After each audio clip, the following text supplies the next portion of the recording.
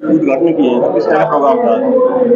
नहीं नहीं, ये जितनी भी विधानसभा हैं, सारी विधानसभाओं में आज भारतीय जनता पार्टी के दफ्तर खोले गए हैं और इनका मकसद जो है वो आने वाला लोकसभा चुनाव जो है उसकी तैयारी के हिसाब से तो 90 के 90 विधानसभा में ये दफ्तर खोलने की प्रक्रिया आज करी है औपचारिक रूप से। हाँ, वो जो कार्यक्रम था वो ये था कि जो मेरी एमपी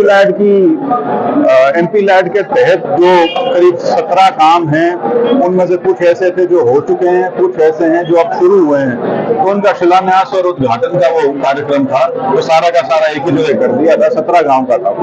गठबंधन हुआ है कांग्रेस का और आपका, सीट मिली है, कैसे देखते हैं?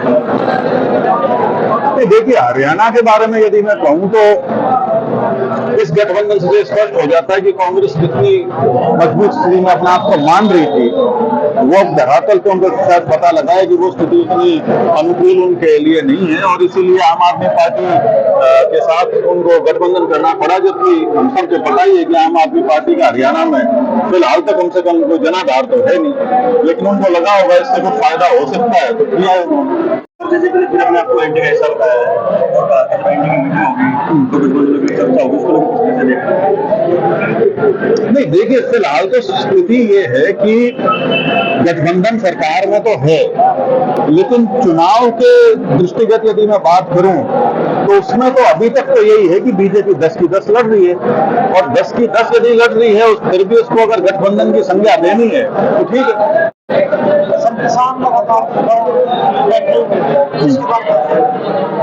ये बैठे हैं, बातचीत चल रही है और डब्ल्यूटीओ का विरोध भी कर रहे हैं। हाँ जी, डब्ल्यूटीओ का विरोध कर रहे हैं लगातार किसानों को नुकसान होगा। अंतर्राष्ट्रीय संघ है जिसमें दुनिया के करीब सारे के सारे देश जुड़े हैं, उनसे इतनी आसानी से बाहर नहीं आया जा सकता। सिर्फ एक पहलू नहीं होता जो देखा जाता है। जब किसी भी संधि में आप जाते हो तो उसमें कुछ चीजों का फायदा होता है, कुछ चीजें ऐसी भी हो सकती हैं जो अपने फायदे के हिसाब से ना हो, लेकिन दुनिया आज के दिन सारा एक बाजार है। उसमें आप यदि ये सोचें कि हम 1960, 70 और 80 के दशक में जाकर दोबारा अपने अंदर बंद हो जाएंगे, वो संभावना अब नहीं है। सर, युवा सम्मेलन कर रहे हो, युवा सम्मेलन जो कर रहे हैं आज 2 हैं, कसुंदू में है और झील में। इससे पहले पालवा से शुरुआत करी थी।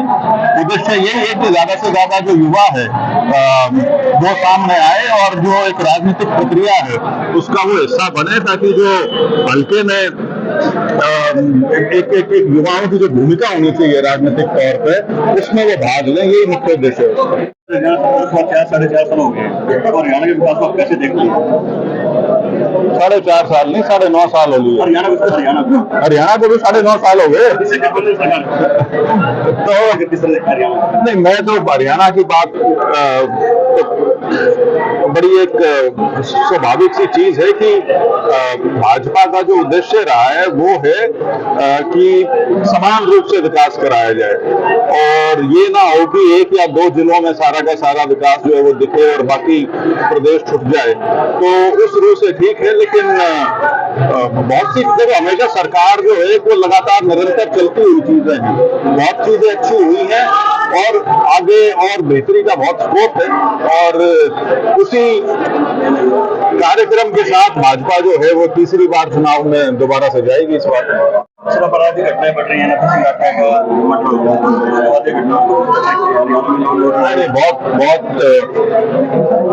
बहुत बड़ी घटना है, खासतौर पर नफे सिंह राठी जी की जो हत्या हुई है।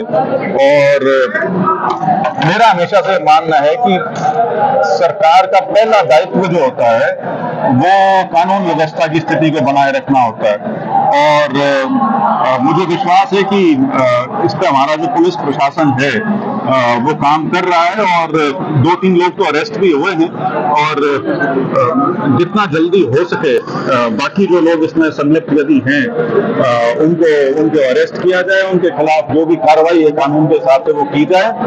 और दूसरा ये भी है कि हमें सुनिश्चित करना होगा कि हमारे प्रदेश में किसी भी तरह का ऑर्गेनाइज्ड क्राइम ना बने, जो आज तक नहीं बन पाया है।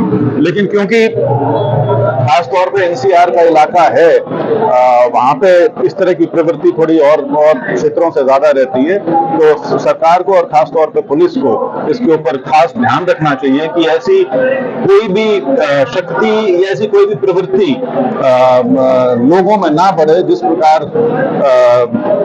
जिसकी वजह से इस प्रकार के जो क्राइम हैं वो हमारे प्रदेश में ना हो।